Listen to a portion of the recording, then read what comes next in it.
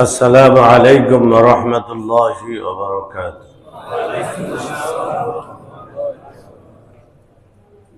الحمد لله عدد ما خلق في السماء، والحمد لله عدد ما خلق في الأرض، والحمد لله عدد ما خلق بين السماوات والأرض، والحمد لله عدد ما خلق هو خالق. ونشهد أن لا إله إلا الله وحده لا شريك له، ونشهد أن سيدنا وسندنا ونبينا وشفيعنا وحبيبنا ومولانا محمد صلى الله تعالى عليه وعلى آله وأصحابه وسلم تسليما كثيرا. أما بعد، فأعوذ بالله من الشيطان الرجيم. بسم الله الرحمن الرحيم. وأما بنعمة ربك فحدث. صدق الله مولانا العظيم. اللهم صل على محمد وعلى آل محمد كما صليت على إبراهيم وعلى آل إبراهيم إنك حميد مجيد. اللهم بارك على محمد وعلى آل محمد كما باركت على إبراهيم وعلى آل إبراهيم إنك حميد مجيد. اللهم صل على سيدنا محمد وأنزله المقعد المقرب عندك يوم القيامة. سبحانك لا علم لنا إلا ما علمتنا إنك أنت العليم الحكيم. رب اشرح لي صدري ويسر لي أمري واحلل عقدة من لساني يفقه قولي. মহান রব্বুল আলামিনের কোটি কোটি শুকরিয়া আদায় করতেছি, যিনি আমাকে এবং আপনাদেরকে মায়া করে, মোহাব্বত করে, দয়া করে, ইহসান করে, সমস্ত কাজকাম থেকে ফারেক করে, ঝামেলা থেকে মুক্ত করে, বিপদ আপদ থেকে হেফাজত করে শুক্রবার দিন, জুমার নামাজ আদায় করার জন্য পছন্দ করে নিয়ে আসছেন। তার জন্য দিল থেকে কালিমাতুশ শুকর আদায় করি, আলহামদুলিল্লাহ। রমজান মাস অতি নিকটে, শাবান মাস চলতেছে, লাইলাতুল বারাত আমাদের থেকে চলে গেছে। হইতে পারে জিন্দেগির শেষ বারাত হইতে পারে, সামনে আর বারাত, লাইলাতুল বারাত নাও হইতে পারে। এই শাবান মাস সামনে, হয়তো এই শাবান আমাদের নসিব নাও হইতে পারে। যেহেতু আমরা দুনিয়া থেকে যাওয়াই নিশ্চিত, যেহেতু দুনিয়া থেকে যেতেই হবে, কেউ থাকার জন্য আসি নাই, থাকতেও পারবো না। আল্লাহ তাবারক ওয়া তাআলা সিস্টেম হিসাবে আল্লাহ তাআলা আমাদেরকে নিয়েই যাবে। রহ জগতে ছিলাম, কল্পনা করে নেই মায়ের পেটের কথা। রহ জগতে ছিলাম, মায়ের পেটের যে জগৎ, সেটা সম্পর্কে আমাদের কোনো আইডিয়া ছিল না। يخلقكم في بطون أمهاتكم خلقا من بعد خلق في ظلمات ثلاث আল্লাহ বলেন তোমাদেরকে সৃষ্টি করছি খালকাম মিন বাদি খালকিন ফি যুলুমাতিন সালাস একের পরে এক পরিবর্তন করে তিন অন্ধকারের ভিতর থেকে তোমাদেরকে নিয়ে আসছি কয় অন্ধকার তিন অন্ধকারের ভিতরে ছিল রহ জগতে থাকাকালীন মায়ের পেটে যে তিন অন্ধকারের ভিতরে আমাদেরকে আনবেন সেটা আমরা কোনোদিন কল্পনাও করিনি বুঝিও নেই জানিও নেই সিস্টেম আল্লাহ তাআলা একটা হইল পেটের অন্ধকার আরেকটা হইল বাচ্চাদানি তার ভিতরে আরেকটা এর ভিতরে একটা পর্দা পর্দার ভিতরে পানি ওই পানির ভিতরে আমি আর আপনি 10 মাস 10 দিন বা 9 মাস 9.5 মাস 10 মাস যা কতদিন থাকার ছিল ততদিন আল্লাহ রাখছে একটা হলো বাচ্চাদানির ভিতরে যে পর্দার ভিতরে পানি থাকে পুরা পানির ভিতরে আমি আর আপনি ঘুরছি ওই সময় কোনো আওয়াজ নেই হাত পাও নাড়াচাড়া করছে হাত পা নাড়াচাড়া করছে কিন্তু জবান খোলার কোনো সুযোগ ছিল না খুললেই নাপাক পানি মুখের ভিতরে ঢুকে যাবে এই জন্য আল্লাহ তাবারক ওয়া তাআলা নাভি দিয়ে সিস্টেম করছে মুখ বন্ধ রেখে নাভি সিস্টেম রাখছে নাভি দিয়ে আমার আপনার খাওয়া দাওয়া সব ব্যবস্থা রাখছে মুখ খুললে কানলে সেখানে পানি ঢুকে যাবে আমাকে আপনাকে পানির ভিতরে রাখছে সেই পানিটা শুকিয়ে গেলে বাচ্চার চামড়া সব উঠে যায় বাচ্চা দুনিয়াতে আসতে পারবে না শেষ মারা যায় তো আল্লাহ তাবারক ওয়া তাআলা তিন অন্ধকারের ভিতর থেকে আল্লাহ আমাদেরকে বানাইছেন তিন অন্ধকারের ভিতরে এই পানির ভিতরে লম্বা সময় ছিলাম পানির ভিতরে থেকে তারপরে পানির ভিতর থেকে যখন আসার সময় হইল তা আল্লাহ বলেন তোমাকে আনতেছি ঠিক আছে কিন্তু তুমি কিছুই জানতা না জানো না একদম জ্ঞানহীন একটা মানুষ আল্লাহু আখরাজাকুম মিন বুতুনি উম্মাহাতিকুম লা তা'লামুনা শাইআ আল্লাহ বলেন তোমাকে তো আমি তোমার মায়ের পেট থেকে আনছি মায়ের পেট থেকে আনছি যখন তুমি কোনো কিছুই জানতা না কিছুই বুঝতা না কিছুই জানতা না লা তা'লামুনা শাইআ আল্লাহ বলেন কিছুই জানতা না একদম জ্ঞান এখন দুনিয়াতে আসার পরে আল্লাহ তাআলা একটা চিৎকার শিখাই দিয়েছেন একটা চিৎকার দিলে মা বুঝে পেটে খিদা লাগছে না হয় মশা কামড় দিছে না হয় পিঁপড়া কামড় দিছে না হয় অশান্তি লাগছে না হয় পিপাসা লাগছে কোনো না কোনো একটা কিছু বুঝে ফেলছে আল্লাহ বলেন লা তা'লামুনা শাইআ কিছুই জানতা না তো প্রথম শিখছে কি চিৎকার আল্লাহ শিখাইছে সিস্টেম আল্লাহ তাআলা নিজে দুনিয়ার কিছু বুঝিও না জানিও না চিৎকার একটা শিখাই দিছে সব দুঃখ মার কাছে এক চিৎকারের মাধ্যমে বুঝাইতেছে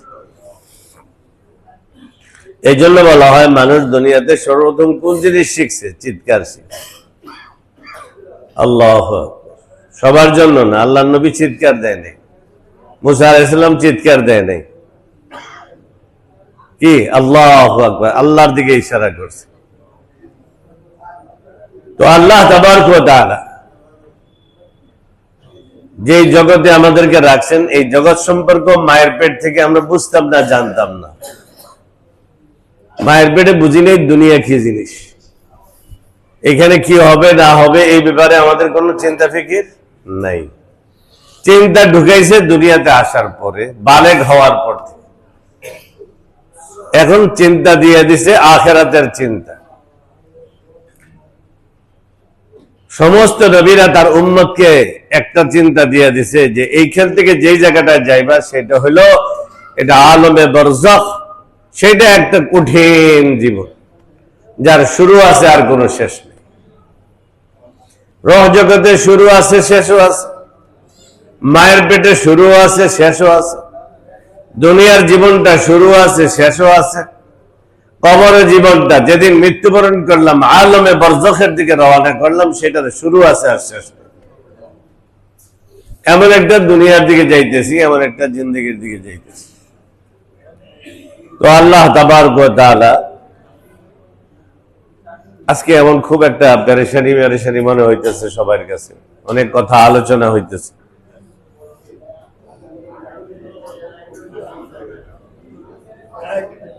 একটু মেহরবানি করে চুপচাপ বসেন না। শুক্রবার দিনের একটা শোনেন, আমি আমার কথাটা যদি সবাই শোনেন তাহলে ভালো হবে। শুক্রবার দিনের ফজিলত হইল এক জুমা থেকে আরেক জুমা পর্যন্ত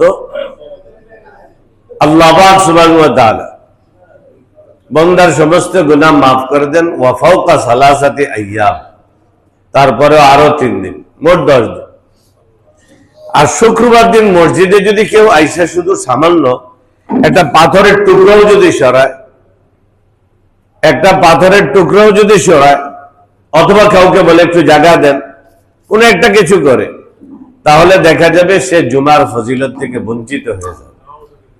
তো এত কষ্ট করে আসলাম, অনেক আগ থেকেই প্রিপারেশন নিলাম, মসজিদে আসার পরে একটা কথা বলার কারণে জুমার ফজিলত জুমার সওয়াব থেকে আমি কি বঞ্চিত হয়ে গেলাম।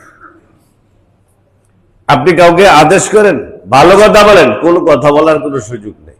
চুপচাপ মসজিদে আইসা সামনের দিকে যে কাতার খালি থাকলে সেখানে বসে যাওয়া বড় আফসোসের বিষয়। জুমাতে আসলাম, লম্বা সময় থাকবো, কিন্তু আমল থেকে বঞ্চিত হয়ে যাব, তাহলে সওয়াব থেকে বঞ্চিত হয়ে যাব, তো ফায়দা কি? সুবিধা অসুবিধা 10 জনের মধ্যে থাকতেই পারে। এক জায়গায় আমার আছে, সেখানে একজন বসে গেছে, তাহলে সে বসতেই পারে, তার হক। যে আগে আসবে তারই হক, যে পরে আসবে তার হক, সে যেখানে পায় জায়গা পায় সেখানে বসবে। মসজিদে তো ইমাম সাহেবের জায়গা ছাড়া আর মুয়াজ্জিন সাহেবের জায়গা ছাড়া কোনো জায়গা নির্ধারিত নেই। মুয়াজ্জিন সাহেবের জায়গাও নির্ধারিত না থাকলে কোনো অসুবিধা নেই, খাইলে ইমাম সাহেবের পিছনে এমন লোক দাঁড়াইতে হবে, ইমাম সাহেবের নামাজে কোনো অসুবিধা হলে সেজন্য তাকে সামনে দিয়ে বাকি নামাজটা পুরা করতে পারে, কিন্তু ইমামের জায়গাটা নির্ধারিত। এই জন্য ইমাম সাহেবের পিছনে একটা লোক এমন দাঁড়ানো, ইমাম সাহেবের ওযু নষ্ট হইতে পারে বা কোনো কিছু একটা হইতে পারে, তাহলে সে যেন পিছন থেকে আইসে নামাজটা পুরা করে দিতে পারে। এছাড়া ভাই, আমার আপনার জীবনটা কতটুকু, যে কথাটা বলতেছিলাম, আমাদের তো একটা সময়, লম্বা সময় চলে গেছে, আর অল্প সময় বাকি আছে। তো আমাদেরকে আল্লাহ তাবারক ওয়া তাআলা সবসময় সাথে রাখছেন দেখা করার জন্য। আল্লাহ পাক সুবহানাহু ওয়া তাআলা সিস্টেম দিয়ে রাখছেন নামাজ, যেটা আমার কথা ছিল। আমার গত যে জুমা ছিল সেখানে মেরাজের কথা আলোচনা ছিল। তো অনেকেই বলছেন হুজুর মেরাজের সিদরাতুল মুনতাহার পরে যে ঘটনাটা, সেটা একটু জানাইলে ভালো হয়। তো আমি এই জন্য আজকে সবকিছু মিলিয়ে অল্প সময়ের মধ্যে, যেটা আমাদের সামনে রমজান মাস আসতেছে, এখন থেকে রমজানের প্রস্তুতি, কি জিনিস নিয়ে আল্লাহর নবী আসছেন সেই কথা বলেই ঘটনা শেষ করে দিব। আল্লাহ তাবারক ওয়া তাআলা রাসূলকে তো মেরাজে নিয়ে গেছেন, রাত্রে ভ্রমণ করাইছেন, কোরআনের আয়াতের দ্বারা পরিষ্কার প্রমাণ, এই জন্য কেউ অস্বীকার করতে পারবে না। মক্কা থেকে বাইতুল মুকাদ্দাস পর্যন্ত এই সফরটাকে কেউ অস্বীকার করলে ঈমান থাকবে না। বাইতুল মুকাদ্দাস থেকে উর্দু জগৎ পর্যন্ত যে এটা হয়েছে, এটা 25 জন সাহাবী থেকে সাহাবে প্রমাণিত, সেটাকে অস্বীকার করলে ফাসিক হবে। তো আল্লাহ তাবারক ওয়া তাআলা আগে বাইতুল মুকাদ্দাস থেকে বাহির করে একটু এই উম্মতের বা আগের উম্মতের কিছু শাস্তি, জাহান্নামের কষ্ট দেখাইছে, যেহেতু জাহান্নাম নিচে আর জান্নাত হইল কি উপরে। তো আসমানের দিকে উঠার আগে কিছু দেখাইছেন, দেখলেন কিছু মানুষের গালের গোশতগুলো ছিঁড়ে ফেলতেছে, এরকম কেচি দিয়ে কেটে যায়, এই পাশে ঘুরে আসতে আবার এই পাশ ভালো হয়ে যায়, এই পাশ কাটে। তো আল্লাহ নবী জিজ্ঞাসা করলেন এরা কারা? হযরত জিবরাইল আলাইহিস সালাতু ওয়াস সালাম উত্তর দিলেন, এরা মানুষকে উপদেশের নামে বিভ্রান্তিতে ফালাইতো এবং গুনাহের দিকে, নাফরমানির দিকে ঝুঁকাইয়া দিত।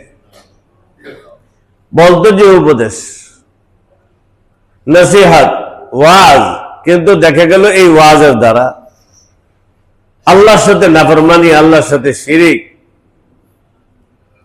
এগুলো হয়ে যায়। বলে এদের মুখটা আল্লাহ পাক কিয়ামতের দিন এরকম কাঁচির দ্বারা কাটবে, গালে গোশতগুলো কেটে ফেলবে ফেরেশতারা। জাহান্নামে যে ফেরেশতা আছে শাস্তি দেওয়ার, এরা পরে আবার এই পাশে আসবে, ওই পাশ ভালো হয়ে যাবে, ওই পাশ কাটবে, এইভাবে এই পাশে আসবে, ভালো হয়ে যাবে। তো আল্লাহর নবী বললেন এরা হইল উম্মতের ওয়াইজিন, যারা কোরআন হাদিসের সঠিক ব্যাখ্যা দিত না, এদেরকে এই শাস্তি দিল। কারণ আপনারও নসিহত করার কি আছে, অধিকার আছে, আমারও আছে। কারণ কি, আল্লাহর নবী বলেন বাল্লিগু আন্নি ওয়ালাউ আয়া, যদি তোমার কাছে একটা আয়াতও থাকে সেটা তুমি অন্যের কাছে পৌঁছায়া দাও, আমার কথাগুলো তুমি হেফাজত করো। আল্লাহর নবী বলেন এটা অন্যের কাছে পৌঁছায়া দাও। এটা হলো দায়িত্ব। এই দায়িত্ব পালন করতে গিয়ে যদি প্রভ্রষ্টমূলক কথা বলে, গুমরাহির কথা বলে, গুনাহের কথা বলে, যেটার দ্বারা মানুষ গুনাহের মধ্যে পড়ে যায়, বুঝে না, সরল মানুষগুলোকে, সরল মনা মানুষগুলোকে ধ্বংস করে দেয়, ধোঁকার মধ্যে ফালাইয়া দেয়, এই ওয়াইজিন, এই বক্তাদেরকে আল্লাহ পাকে শাস্তি দিবে। আমাদের দেশে বিভিন্ন সংগঠন আছে, যেমন পর্দা একটা ফরজ, এটাকে অনেক রকমের ব্যাখ্যা করে। ব্যাখ্যাটা আসলে কোরআনে পরিষ্কার আছে। আজওয়াজে মুতাহহারাতের সাথে কথা কিভাবে বলতে হবে, পর্দাটা কিভাবে বজায় রাখতে হবে সেটা বলে দিয়েছেন। ওয়াইজা সাআলতুমুহুন্না মাতাআন ফাসআলুহুন্না মিন ওয়ারাই হিজাব, উম্মাহাতের কাছ থেকে তোমরা যদি কিছু জিজ্ঞাসা করো, ইলম সম্পর্কে, মাসালা সম্পর্কে বা কোনো কিছু জিজ্ঞাসা করতে হয়, তো পর্দার আড়াল থেকে জিজ্ঞাসা করো। তাইলে বোঝা গেল আল্লাহ সিস্টেম শিখিয়ে দিছে। বেগানা মহিলাদের সাথে কথা বলতে হলে পর্দার আড়াল থেকে, পর্দা মেনটেন করে কথা বলতে হবে। এছাড়া আল্লাহ তাআলা আরো বলেন, একদিন ওমর রাদিয়াল্লাহু আনহু সকালবেলা আসতেছিলেন ফজরের নামাজে, তো কোন একজন মহিলা নজরে পড়লেন। ওমর রাদিয়াল্লাহু আনহু আয়েশা আল্লাহর নবীকে বলতেছেন, যদি পর্দার ব্যবস্থা হয়ে যেত আল্লাহর পক্ষ থেকে তাহলে খুবই ভালো হইতো। এরপরে কোরআনের আয়াত নাযিল হয়েছে, ওয়াকারনা ফি বুয়ুতিকুন্না ওয়ালা তাবাররাজনা তাবাররুজাল জাহিলিয়াতিল উলা ওয়া আকিমনাস সালাতা ওয়া আতিনাজ যাকাতা ওয়া আতি'নাল্লাহা ওয়া রাসূলাহু ইন্নামা ইউরিদুল্লাহু লিইয়ুযহিবা আনকুমুর রিজসা আহলাল বাইত ওয়া ইউতাহহিরাকুম তাতহীরা। মেয়েদের চলবে কিভাবে, করবে কি, এই সব এই আয়াতের মধ্যে আল্লাহ তাআলা বলে দিয়েছে। এই জন্য অনেকেই আছে এমন এমন বয়ান করে, পুরুষ মহিলার কোনো সমস্যা নাই, একসাথে হলে কোনো সমস্যা নাই, আছে না নাই? তো কি এরকম বক্তা যারা আছে, ওই বক্তাদেরকে যারা মানুষ গুনার দিকে মানুষকে ধাবিত করে দিতেছে, গুনাকে গুনাহ বলে বলতেছে না, তা এই বক্তাদের অবস্থা এই হবে। রাসূল কারীম সাল্লাল্লাহু আলাইহি ওয়াসাল্লাম সামনের দিকে যাইতেছেন, দেখতেছে ভালো ভুনা গোশত পাকানো আছে, আবার পচা গোশত পাকানো আছে। তো কিছু কিছু মানুষ ভালো গোশতগুলো না খেয়ে এই যে পচা গোশতগুলো খাইতেছে। হযরত জিবরাইল আলাইহিস সালাতু ওয়াস সালামকে জিজ্ঞাসা করলেন, ভাই জিবরাইল, ব্যাপারটা কি, ভালোগুলো রেখে ওগুলো খাইতেছে কেন, হালালগুলো রেখে হারামগুলো খাইতেছে কেন? কিছু মানুষ হবে আপনার উম্মতের, কিছু মানুষ বৈধ স্ত্রী ছাড়া অন্যের স্ত্রীর প্রতি তার আসক্তি থাকবে, অন্য মেয়েদের, বেগানা মেয়েদের আসক্ত থাকবে, আবার মেয়েরা নিজের স্বামী ছাড়া অন্য বেগানা পুরুষের আসক্ত থাকবে। এই জন্য তারা হালালটা যেহেতু দুনিয়াতে বাদ দিছে, এই জন্য হারামটা এদের সামনে চলে আসে। অনেকে আছে গার্লফ্রেন্ড নিয়ে ঘুরে, অনেকে আছে বয়ফ্রেন্ড নিয়ে ঘুরে। আমাদের ছেলে মেয়েদের হালত, আল্লাহ নবী মেরাজে গিয়ে যখন দেখলেন ভুনা সুন্দর ভুনা গোশত রাখা আছে, আবার কি পচা গোশত পাকানো আছে, পচাটা খাইতেছে, বলে এরা হালাল বৈধটাকে বাদ দিয়ে অবৈধ পথে চলছে, এই জন্য তাদেরকে অবৈধ দিচ্ছে, হারামটা দিচ্ছে। আল্লাহ নবী সাল্লাল্লাহু আলাইহি ওয়াসাল্লাম আরেকটু সামনে গেলেন, যে দেখলেন খায় আগুন, বাইরে আগুন, পায়খানার রাস্তা দিয়ে আগুন আগুন, পেট এত বড়, ভিতরে আগুন দাউ দাউ করে জ্বলছে। জিজ্ঞাসা করে এরা কারা? এরা হলো এতিমের মাল যারা খায়, এতিমের মাল, এতিমের মাল যারা খায় তারা। ইন্নাল্লাযীনা ইয়াকুলুনা আমওয়ালাল ইয়াতামা যুলমান ইন্নামা ইয়াকুলুনা ফী বুতুনিহিম নারা ওয়া সায়াসলাউনা সাঈরা। যারা ইয়াকুলুনা আমওয়ালাল ইয়াতামা যুলমান, এতিমের মাল জুলুম করে খায়, এটার মধ্যে অনেকেই কিন্তু এটার মধ্যে শরীক আছে, ভয় পায় না। কারণ কি? বাপ মারা গেছে, বাচ্চা ছোট, তো ওই যে মারা গেছে তার স্ত্রীকে যায় বলে একটা খানার আয়োজন করো, না থাকলে আওলাদ বাওলাদ নেও আমাদের থেকে, তোমাদেরকে ঘর দিয়ে গেছে, এত কিছু দিয়ে গেছে, তোমরা 3 দিনের দিন 5 দিনের দিন একটা অনুষ্ঠান করো, খাওয়াও। তো মহিলা কি করলো, এলাকার মানুষ যখন ধরছে, মাতবররা ধরছে, আছে না অনেক সর্দাররা, কিছু মাতবরি করে, বোঝে না এটা বৈধ না অবৈধ, হালাল না হারাম। তো কি করলো, নিজেও খাইলো, আরো কিছু হুজুর নিল, আরো কিছু মানুষ নিল, নিয়ে খাইলো। আরে ওই বাচ্চাগুলা কি এতিম না? ওই বাচ্চাগুলোর দাওয়াতটা যে আপনি নিলেন, খাইলেন, কি খাইলেন? এতিমের হকটা খাইলেন না? যে এই দাওয়াত গেলেন কেন? যাচাই করলেন না কেন? আমি যাচাই করলাম না কেন যে আরে এই দাওয়াতটা কিসের? এটা তো ওই মহিলা করলো, তার বাচ্চা ছোট ছোট, তাদের হক থেকে করলো। আল্লাহ বলেন ইন্নাল্লাযীনা ইয়াকুলুনা আমওয়ালাল ইয়াতামা যুলমান ইন্নামা ইয়াকুলুনা ফী বুতুনিহিম নারা ওয়া সায়াসলাউনা সাঈরা। তারা তো ওই মাল খাইলো না, মানে খানা খাইলো না, জাহান্নামের আগুন খাইলো। দাও দাও করো, পেটের মধ্যে জ্বলবে। ইয়াকুলুনা ফী বুতুনিহিম নারা, তাদের পেটের মধ্যে আগুন আর আগুন, খাইবে আগুন, বাইরে আগুন, পেটের ভিতরে আগুন। আল্লাহ বলেন এদেরকে তো জাহান্নামে দিব নিঃসন্দেহে। এই জন্য সব জায়গায় কোন মৃত ব্যক্তির জন্য ইসালে সওয়াব করলে খাইতে পারবেন, কিন্তু নাবালেগের মাল যেন না হয়, নাবালেগের মাল যেন না হয়, এইটা খেয়াল রাখবেন। সব দাওয়াতে যাইবেন না, কিছু কিছু দাওয়াত আছে এগুলো যাচাই করে যাইতো। আল্লাহ নবীকে বলেন সামনের দিকে চলেন, গেল, যাইতে যাইতে দেখেন এক জায়গায় পেট এত বড়, যখন উঠতে চায় ফট করে পেটটা ছিঁড়ে ভিড়ে পড়ে যায়, এমন চিৎকার করতেছে, পুরা পেট ছিঁড়ে যায়, একটা ঘরের মতো একটা পেট। আল্লাহু আকবার, লা ইলাহা ইল্লাল্লাহ। আল্লাহ নবী জিজ্ঞাসা করেন এরা কারা? এরা সুদখোর, ঘুষখোর, সুদখোর, ঘুষখোর। এদের পেট ছোট থাকতো না, কারণ এরা খালি টেবিলের নিচে মাল টানে টানে টানে টানে। এদের পেট ভরতো না, এলাকে পেট বড় করে আল্লাহ কিয়ামতের ময়দানে উঠাবেন। আল্লাহ সূরা আর রহমানও বলছেন ইয়ারাফুল মুজরিমুনা বিসিমাহুম ফায়ুখাযু বিন-নাওয়াসি ওয়াল আকদাম। যারা অপরাধী তাদের চিহ্ন থাকবে, চিহ্ন দেখে দেখেই তাদেরকে ধরবে। পেট এত বড়, পেট খালি আগুন খাইতেই আছে, পেট এটা ভরে না। দুনিয়াতে এদের পেট ভরে, সুদখোরের পেট ভরে না, ঘুষখোরের পেট ভরে না। আমি একবার আমার মাদ্রাসার জন্য, চান্দিনা মাদ্রাসার জন্য একটা ফাইল আবেদন করছি যে মাদ্রাসার উপর দিয়ে একটা 11 কেবি লাইন আছে, ওইটাকে একটু সরাইতে হবে। 3 বছর হয়ে গেছে, ফাইল পুরো কাজ হয় না। গেলে হবে হুজুর, হবে। তো পরে একদিন গেলাম, বলে ফাইলটা দেন আমার একটু বাইরে। হুজুর ফাইল তো জায়গায় আছে, তো লড়ে না কেন? হুজুর টেবিলের নিচের খরচাটা আপনি দেন নাই। আমারে বলতেছে টেবিলের নিচের খরচা দেন নাই। আমাকে টেবিলের নিচের খরচা কি রে ভাই, বুঝাইবেন তো, বলবেন তো। এটা তো মাদ্রাসা, এতিমখানা, কিতাবখানা, হেফজখানা, এইটার আবার টেবিলের নিচের মাল তো চিনি না। হুজুর এই জগতে না গেলে ফাইল এটা কিয়ামত পর্যন্ত এখানে পড়ে থাকে।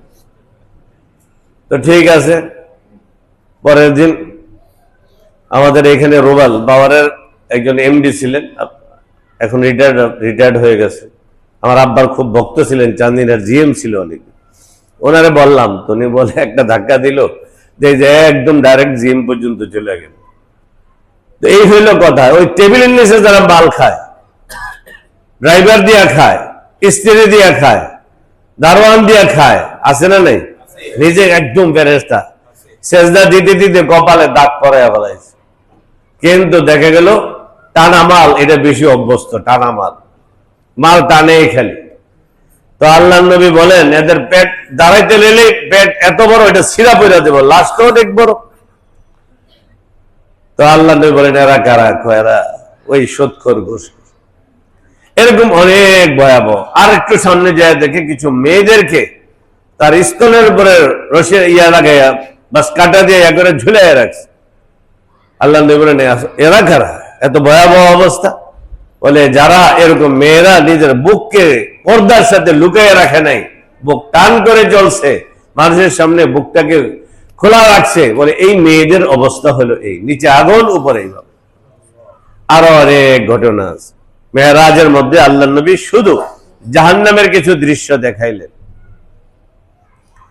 নিয়ে গেলেন সিদরাতুল মুনতাহা পর্যন্ত গেলেন, সেখানে গিয়ে জান্নাতের কিছু নমুনা দেখাইলেন। কারণ ইনদা সিদরাতিল মুনতাহা ইনদাহা জান্নাতুল মাওয়া, সিদরাতুল মুনতাহা যে বড়ই গাছটা আছে, এক একটা পাতা হলো হাতের কানের চেয়ে বড়, হাতের কানের চেয়েও বড় এক একটা বড়ই গাছের পাতা। এটাকে সিদরাতুল মুনতাহা বলে, শেষ গাছ, বড়ই গাছ, এটা শেষ পর্যন্ত। সে তার পাশে আছে ইনদাহা জান্নাতুল মাওয়া, জান্নাতুল মাওয়াটা সেখানে আছে। পাশে বাইতুল মামুর আছে, বাইতুল মামুর 70,000 ফেরেশতা একদিন তওয়াফ করে, আর কোনদিন যারা একবার করছে তারা আর সিরিয়াল পাবে না। আল্লাহ পাক জান্নাতের মধ্যে অনেক গাছ নেয়ামত দেখাইছেন। হঠাৎ একটা আওয়াজ পাইলেন, আল্লাহ নবী বলেন আওয়াজটা কেমন কেমন লাগে, চিনা চিনা লাগে এবং খুব ভালো লাগলো। এটা কি? বলে জান্নাতুল মাওয়া থেকে আওয়াজটা আসছে। সে বলতেছে যে আমার এত সুন্দর করে সাজানো হয়েছে, আমার মধ্যে এত রকমারি বাড়ি ঘর সবকিছু সুন্দর করে সাজানো আছে, এত নাজ নেয়ামত বানানো আছে, তৈরি করা আছে, এগুলো খাওয়ার লোকগুলো কেন আসতেছে না? এই জন্য ডাক দিয়া বলতেছে। প্রত্যেকদিন জান্নাতে ডাকে কাকে?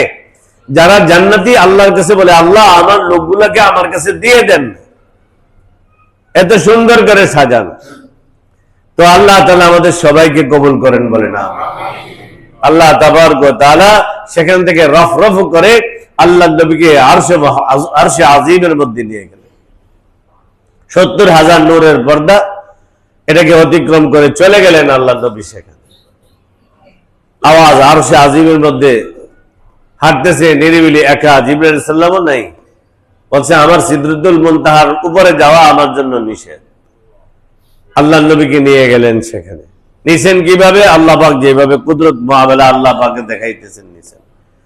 বুঝতে চাইলে অনেক কথা আছে, সোজা কথা আল্লাহ পাক আল্লাহর কাছে নিয়ে গেছে। আরশে আজিমের মধ্যে আল্লাহ পাক সুবহানাহু ওয়া তাআলা সেখানে নিয়ে গেলেন। আওয়াজ আসলো, আওয়াজটা চতুর্দিক থেকে একই রকম আওয়াজ। আল্লাহ পাক তো আকার নেই, নিরাকার, আল্লাহ সব দিক থেকেই আছেন। আল্লাহর আওয়াজ আল্লাহ তাআলা নিয়ে গেছে। আল্লাহ পাককে কি দেখলেন এই ব্যাপারে কোনো কথা নেই। আল্লাহ পাক সুবহানাহু ওয়া তাআলা নূরের তৈরি, নূর আল্লাহ পাকের, সেই নূরের মধ্যে থেকে কথা আসতেছে। যখনই আল্লাহর পরিচয় আল্লাহ দিলেন, তিনি আল্লাহর আওয়াজটা শোনার সাথে সাথেই বলতেছেন আত্তাহিয়াতু লিল্লাহি ওয়াস সালাওয়াতু ওয়াত তাইয়্যিবাত। আছে না নাই? কোন জায়গায় আছে? আমাদের লেগে কোন জায়গায় রাখছে? এটাকে নামাজে রাখছে। জবানের যত ইবাদত, শারীরিক যত ইবাদত, যত পবিত্রতা সব আপনার জন্য। কে বলতেছে? আল্লাহ নবী। হাদিয়া নেওয়া লাগবে না, আমরা কিছু মিষ্টি স্যার এগুলো সব আপনার জন্য আছে। আল্লাহর দরবারে হাদিয়া পেশ করলেন আত্তাহিয়াতু লিল্লাহি ওয়াস সালাওয়াতু ওয়াত তাইয়্যিবাত। যে আমার জবানের যত ইবাদত, জবানে অনেক ইবাদত, শারীরিক যত ইবাদত, যত পবিত্রতা সব আপনার জন্য হাদিয়া দিলাম। এই কথা বলার সাথে সাথে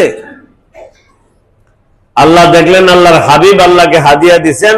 এখন আল্লাহ তাআলা বলতেছেন আসসালামু আলাইকা আইয়ুহান নাবিয়্যু ওয়া রাহমাতুল্লাহি ওয়া বারাকাতুহু।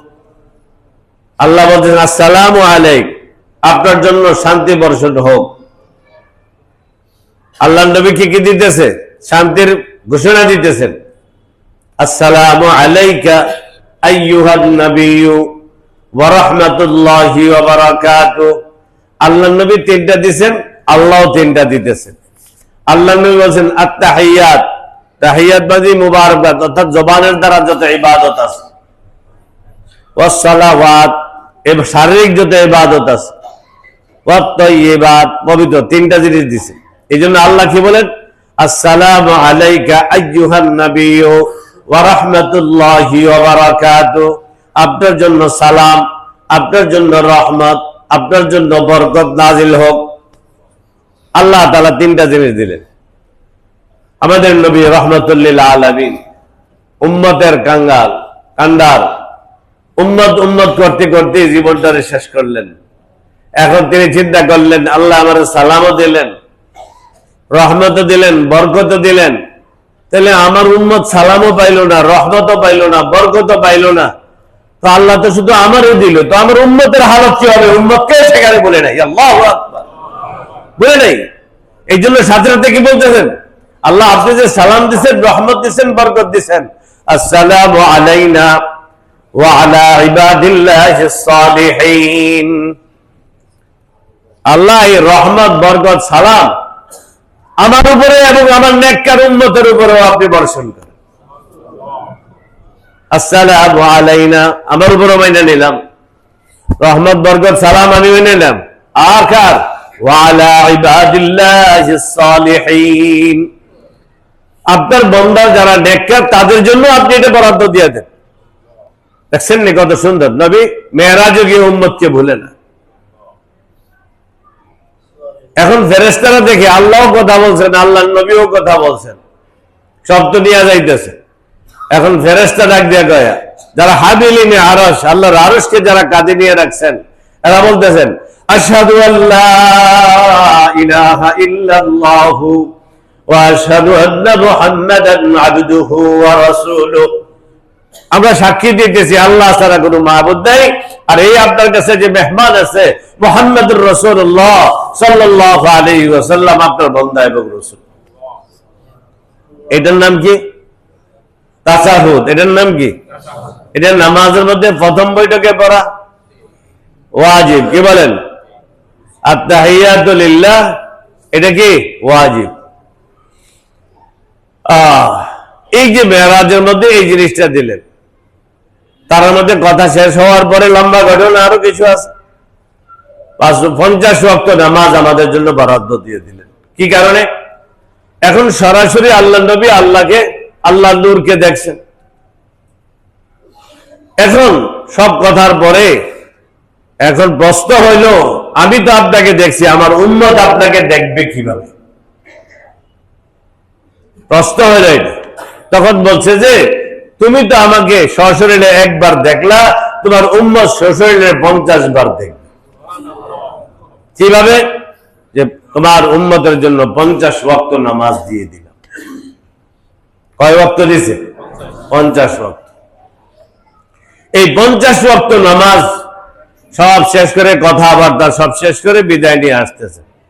ওই যাইবার সময় 6ম আসমানের মধ্যে ছিল হযরত মূসা আলাইহিস সালাতু ওয়াস সালাম, 7ম আসমানে ছিল ইব্রাহিম আলাইহিস সালাতু ওয়াস সালাম।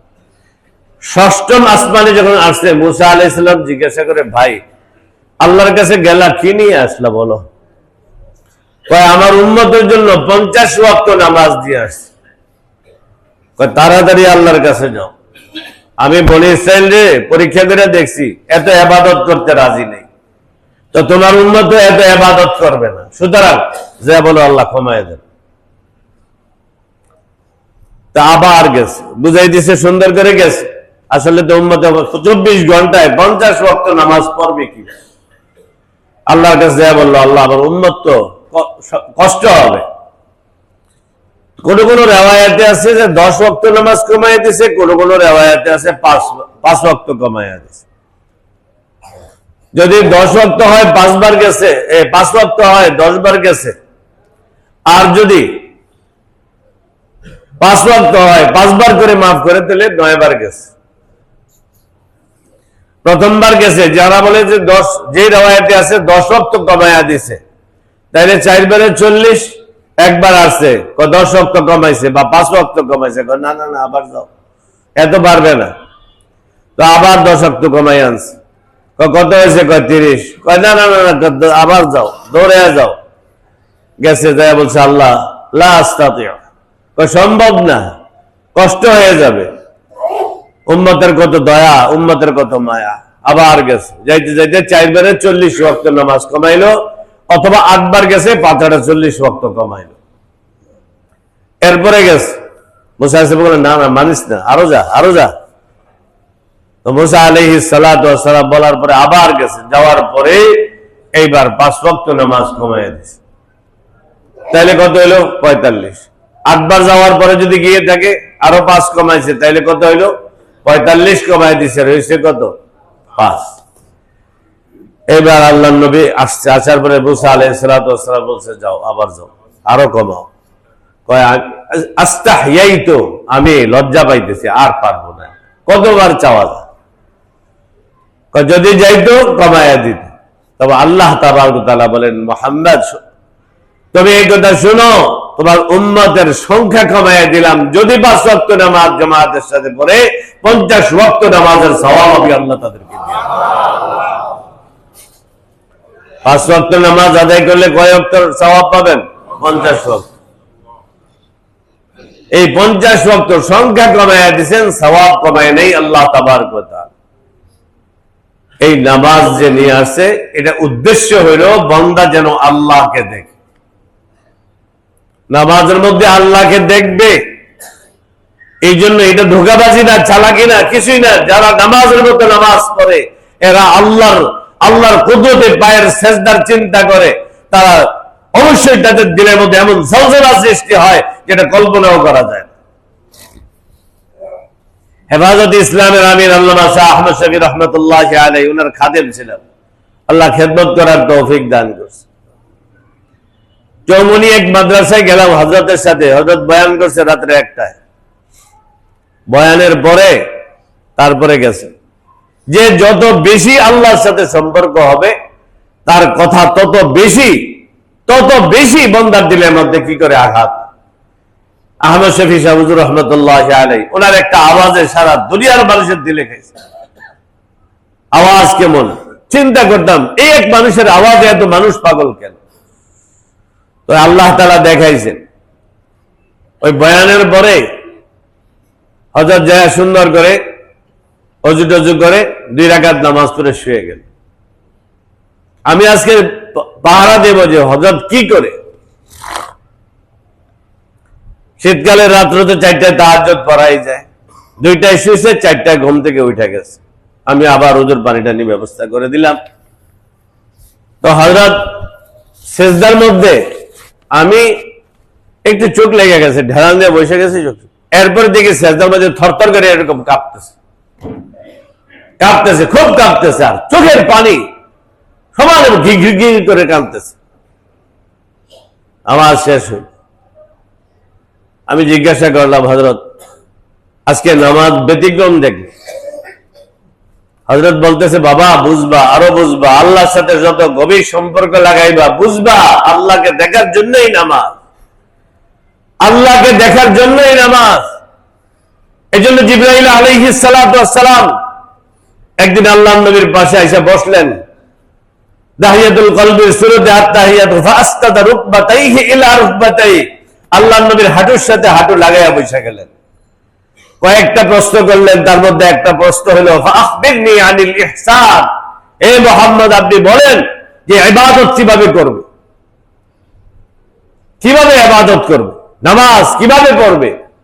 আনতা আবুদাল্লাহ কাআন্নাকা তারাহু ফাইন লাম তাকুন তারাহু ফাইন্নাহু ইয়ারাক, বলে তুমি এমন ভাবে ইবাদত করবা যেন তুমি আল্লাহকে দেখতেছো। তোমার দিলের হালত এরকম হইতে হবে যেন আমি নামাজে দাঁড়াইছি। আল্লাহর নবী বলেন, বান্দা যখন নামাজে দাঁড়িয়ে যায় সেজদার জায়গার দিকে তার নজর থাকে, আমি আল্লাহ তার সামনে থাকি, যতক্ষণ পর্যন্ত থাকি, ততক্ষণ পর্যন্ত মালাম ইয়ালতাবিত ইয়ামিনান ওয়া শিমালা, ডানে বামে চোখ না ঘুরে সোজা সেজদার জায়গার দিকে তাকিয়ে থাকবে, বলে সে অটোমেটিক, আল্লাহ বলেন, আমি আল্লাহ তার সামনে দাঁড়িয়ে থাকি। এখন বান্দা যখন আল্লাহকে দেখার জন্য পড়ে, বান্দার হালত এরকম হয়, বলে বান্দা তখন আল্লাহর নূর দেখতে পায়, আল্লাহকে দেখতে পায়।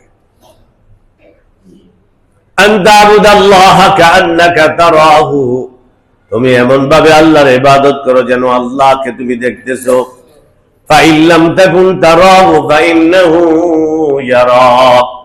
আর তোমার যদি ওরকম চক্ষু না থাকে যে আমি আল্লাহকে দেখতেছি, এরকম পর্যায়ে তুমি এখন আসতে পারো নাই, তো তুমি এই কথা ধারণ করো, অবশ্যই আল্লাহ আমাকে দেখতেছে, অবশ্যই আল্লাহ আমাকে কি দেখতেছে। ওই রকম হালত আবার আপনার তৈরি করতে, নামাজের মধ্যে দাঁড়াই একদম না আল্লাহু আকবার বলার আগ পর্যন্ত আমরা কথা বলি, অথচ যদি আমি একটা চিন্তা করে নেই, এই নামাজটা হয়তো আমার আখেরি নামাজ, এই নামাজ আমার আখেরি নামাজ, আর আমার ডান দিকে জান্নাত আছে, বাম দিকে জাহান্নাম আছে, পুলসিরাতের উপরে দাঁড়িয়ে আছি, মালাকুল মউত পিছনে দাঁড়িয়ে আছে, 2 রাকাত নামাজ শেষে আমার মালাকুল মউত আমার রূহটা বাইর করে ফেলবেন। এরকম যদি চিন্তা হয় যে আমার এই নামাজের পরেই আমার কি হবে, মউত হবে, তাহলে একটা মানুষ জানলে সে যেরকম মনোযোগ দিয়ে নামাজটা পড়বে, ওইরকম আস্তে আস্তে মুরাকাবা করে তোমার দিলের হালতটা এরকম করো যে নামাজে দাঁড়াইলেই তুমি আল্লাহকে দেখতেছো।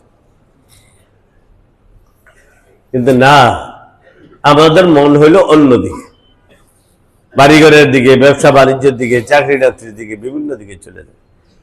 আমি আর আপনি বুকে হাত দিয়ে বলি, এটা লম্বা জীবনের একটা সময়, 50 বছর, 60 বছর, 70 বছর হয়ে গেল, বলেন তো কোন নামাজটা এরকম হয়েছে যে নামাজে সেজদা দেওয়ার পরে আমার আর কোনো কিছুর খেয়াল ছিল না। সাহাবায়ে কেরাম রাদিয়াল্লাহু আনহুম আজমাইনদের মধ্যে এক সাহাবী মসজিদের কোনায় নামাজ পড়তেছে, মসজিদের কোনায়, মসজিদের এক পাশ ভেঙে পড়ে গেছে, মানুষ হই হাল্লা করতেছে, চতুর্দিকে মানুষ আইসে হই হাল্লা করতেছে, আর ওই সাহাবী নামাজ পড়তেছে। নামাজের শেষে দেখে হঠাৎ আওয়াজ পাইল, নামাজ সালাম ফিরানোর পরে আওয়াজ পাইল, এর আগে কোনো আওয়াজ নেই। বললো ভাই কি হয়েছে? তুমি জানো না মসজিদের ছাদ ভেঙে গেছে, এত আওয়াজ হয়েছে, তুমি আওয়াজ পাও না? আমি নামাজে ছিলাম। আমি কোথায় ছিলাম? নামাজে ছিলাম। আল্লাহু আকবার। আর আমি আপনি মশা দেখলেই দিল পাল্টাইয়া যায়, কামড় থাক দূরের কথা, মশা যার শরীরে কোনো হাড্ডি নেই, মশা দেখলেই ঘাবড়াইয়া যায়। এইটা কামড় দিলে যদি ম্যালেরিয়া হয়ে যায়, ডেঙ্গু হয়ে যায়, কত চিন্তা আইসা যায়, একদম ডাক্তারি রিসার্চ গবেষণা সব শেষ হয়ে যায়। আর মসজিদের ছাদ ভেঙে গেছে, তো আমার আপনার নামাজ, এই মেরাজ থেকে আমার এই নামাজ কেন আসলো? এই নামাজটা আসলো সরাসরি আল্লাহকে দেখার জন্য একটা মাধ্যম করছে আল্লাহ পাক সুবহানাহু ওয়া তাআলা। নামাজ আল্লাহর সাথে মিটিং, আল্লাহর সাথে দেখা, আল্লাহর সাথে কথা বলার বিষয় হইল নামাজ। কারণ নামাজের শেষে কি বলি? আল্লাহুম্মা ইন্নী যালামতু নাফসি যালমান কাসীরা ওয়া লা ইয়াগফিরুয যুনুবা ইল্লা আনতা ফাগফিরলি মাগফিরাতাম মিন ইনদিক ওয়ারহামনি ইন্নাকা আনতাল গফুরুর রহিম। এটা পড়ি না পড়ি? আল্লাহ এতক্ষণ আপনার সামনে দাঁড়ায় আছিলাম, মাওলা আল্লাহুম্মা ইয়া আল্লাহ ইন্নী যালামতু নাফসি যালমান কাসীরা, আমার নফসের উপর আমি জুলুম করছি। আল্লাহ আপনার সামনে যেভাবে দাঁড়ানোর দরকার দাঁড়াইতে পারিনি, যে দিল নিয়ে দাঁড়ানোর দরকার সেই দিল নিয়ে দাঁড়াইতে পারিনি, যেভাবে হাত রাখার দরকার পারি নাই, যেভাবে আপনার সামনে তেলাওয়াত করার দরকার পারি নাই, যেভাবে রুকু দেওয়ার কথা সেইভাবে পারি নাই, সিজদা দিতে পারি নাই, তাসবিহ গুলো শুদ্ধ করে পড়তে পারি নাই। আল্লাহ অনেক জুলুম হয়ে গেছে। এই নামাজটা আমার নামাজ, এটা আমার জন্য নূর হয় নাই, বরং সেটা আমি আমার উপর জুলুম করে ফেলছি, সঠিকভাবে পড়তে পারি নাই। এই জন্যই তো পড়তেছি, আল্লাহর কাছ থেকে বিদায় নেওয়ার সময় বলতেছি আল্লাহুম্মা ইন্নী যালামতু নাফসি যুলমান কাসীরা। আয় আল্লাহ, অনেক অনেক জুলুম করে ফেলছি আমি সব বুঝি না, কিছুই বুঝি না, পারি না। তুমি তো দিয়েছিলে আমাকে, আমি যেন তোমার সাথে সাক্ষাৎ করি, কিন্তু আমার নাই কিছু। এখন জুলুম হয়েছে, করবো কি? ওয়ালা ইয়াগফিরুয যুনুবা ইল্লা আনতা। আপনাকে ছাড়া আমাকে কেউ মাফ করতে পারবে? কেউ মাফ করেন নাই, আল্লাহ। আপনি আল্লাহ, আপনাকে ছাড়া কেউ মাফ করবে না। কারণ আল্লাহ নিজেই বলছেন, والذين إذا فعلوا فاحشة أو ظلموا أنفسهم ذكروا الله فاستغفروا لذنوبهم ومن يغفر الذنوب إلا الله। আল্লাহ বলেন, আমার ছাড়া তোদের গুনাহ মাফ করার কেউ নেই। তুই যাবি বাইজিদ বোস্তামি যাবি, এটাকে মানবি ওইটাকে মানবি, কারোর কোনো ক্ষমতা নাই। সব ক্ষমতা আমি আল্লাহর। আমি একমাত্র তোকে ক্ষমা করলেও পারি, ইয়াগফিরু লিমান ইয়াশা ওয়া ইউআযযিবু মান ইয়াশা ওয়াল্লাহু আলা কুল্লি শাইইন কাদির। মাফ করলেও পারি, না মাফ করলেও পারি, শাস্তি দিলেও পারি, ক্ষমা করে দিলেও পারি। এই জন্য আল্লাহর কাছে খুব আকুতি মিনতি করে বলতেছি, ওয়ালা ইয়াগফিরুয যুনুবা ইল্লা আনতা ফাগফিরলি। আয় আল্লাহ, আপনি মাফ করে দেন। এই নামাজটা নামাজের মতো হয় নাই। আল্লাহ, যে নামাজে আপনাকে দেখবো সেরকম পড়তে পারি নাই, দাঁড়াইলে আপনাকে দেখবো সেরকম দাঁড়াইতে পারি নাই। আল্লাহ, আমার সব ভুল হয়ে গেছে, আপনি আমাকে মাফ করে দেন। আল্লাহ, সামনের দিকে চেষ্টা করো, কি কন? ফাগফিরলি, মাফ করে দেন আল্লাহ।